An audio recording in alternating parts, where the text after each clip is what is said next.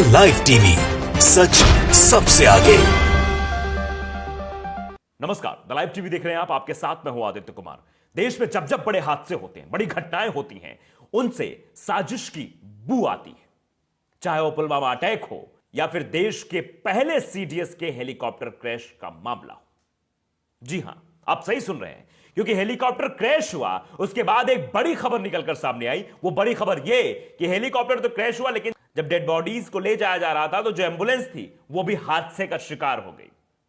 आपको सब यह हास्यास्पद लग रहा होगा। इसमें कहीं ना कहीं आपके मन में भी कई सारे सवाल जरूर खड़े हो रहे होंगे कि पहले हेलीकॉप्टर क्रैश हो जाता है, उसके बाद डेड बॉडीज मिलती हैं, 13 लोगों की मौत की पुष्टि होती है, और फिर जिस एम्बुलेंस से डेड बॉडीज को लाया जाता है वो भी दुर्घटनाग्रस्त हो जाती है, उसका भी हादसा हो जाता है। तो अब सवाल खड़े होने लगे कि आखिरकार क्या हो रहा है भैया। ये बार बार देखिए, खबर भी मैं पढ़ के आपको सुनाता हूं। बिग ब्रेकिंग है ये।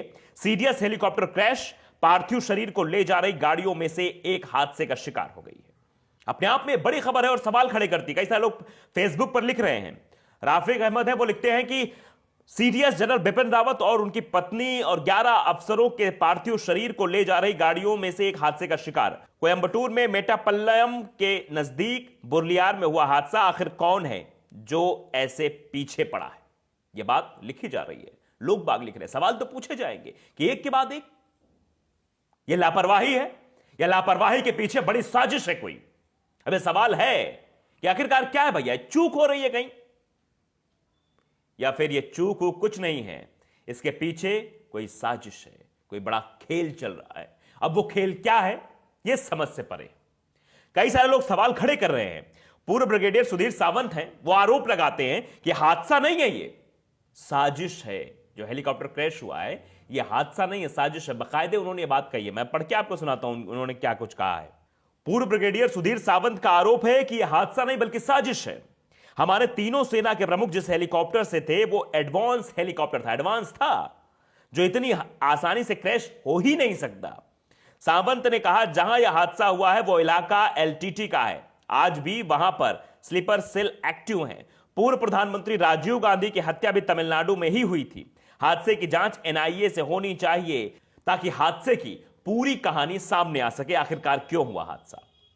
दरअसल जो हेलीकॉप्टर क्रैश हुआ है उसका नाम है IAF MI-17V5। उसमें देश के chief defence CDS Bipin Rawat सवार थे। हादसे में 13 लोगों की मरने की पुष्टि हो चुकी है, जबकि एक शख्स है जिसकी हालत गंभीर बताई जा रही है।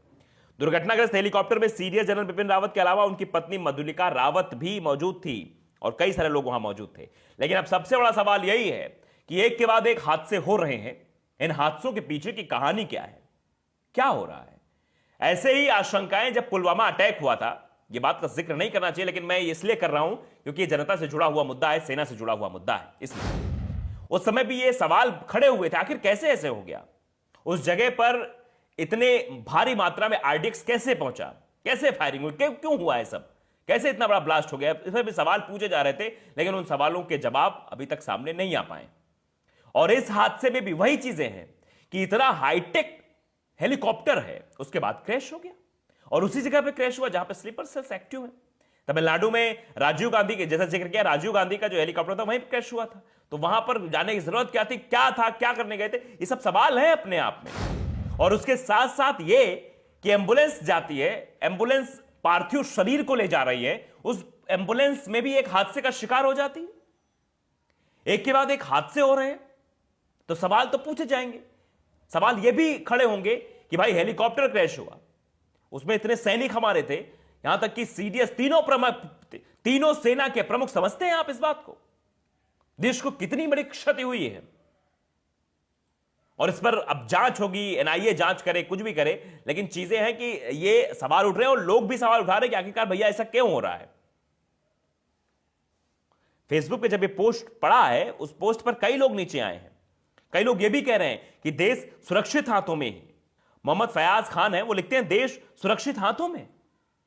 ऐसे सुरक्षित हाथों में है कि बार बार हादसे हो रहे हैं, हादसों में देश के सबसे बड़े सेना के अधिकारी दिवंगत हो रहे हैं। बताइए कितनी शर्मनाक बात है यह देश के लिए। लेकिन हां, सवाल जब पूछे जाएंगे तो सवालों के जवाब देने से लोग बचते हैं। सवाल मुख्यमंत्री से भी पूछा गया था उत्तर प्रदेश के, तब भी वो मुकर कर चले गए थे। जवाब नहीं दिया था। इससे तो और शंकाएं तेज हो जाती हैं। जो एक संदेह होता है वो दिमाग में आता है कि भैया ऐसे कैसे हो गया यार, सीडीएस के अधिकारी थे, इतनी सुरक्षा उनके साथ होती है, ऐसी इतनी बड़ी चूक कैसे हो गई। और फिर उसके बाद जब उनका पार्थिव शरीर ले जाया जाए तो उसमें भी जो एम्बुलेंस जा रही थी उसमें से एक एम्बुलेंस हादसे का शिकार हो जाती है। ये इत्तेफाक है क्या है?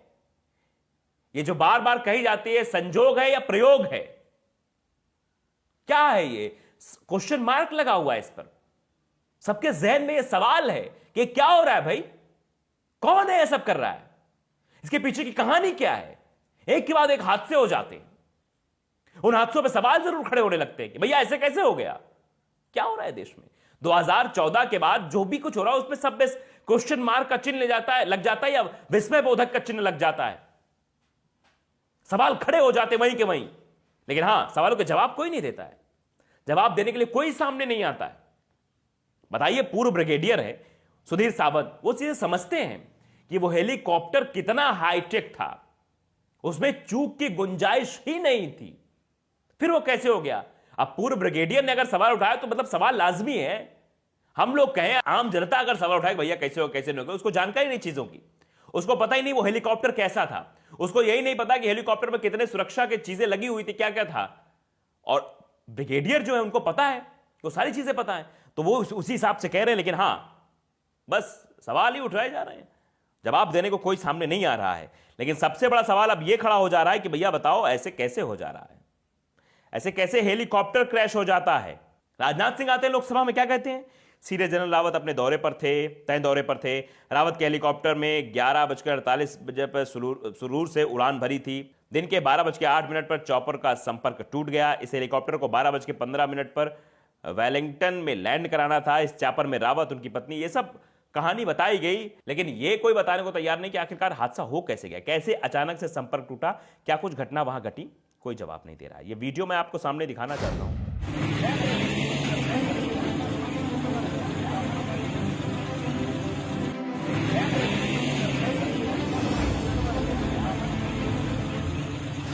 पिंकी राजपुरोहित नाम की पत्रकार है, एबीपी न्यूज में लिखती है वो, one of the police can वो van escorting the mortal remain met with a minor accident on the Nilgiris road. तो आप समझ रहे हैं कि किस तरह से एक के बाद एक हादसों पर सवाल खड़े हो जाते हैं, उन सवालों के जवाब देने को कोई तैयार नहीं होता और वो सवाल वहीं अटके रह जाते हैं। तो आप समझिए कि हादसा हो जाता है, हादसे के बाद पार्थिव शरीर जिस एम्बुलेंस से ले जाया जाता है वो भी हादसे का शिकार हो जाती है, मतलब कुछ तो गड़बड़ है। अब कहावत यही समझ में आती है कि दाल में कुछ काला है या पूरी की पूरी दाल काली है, इस पर सवाल जस का तस बना हुआ है।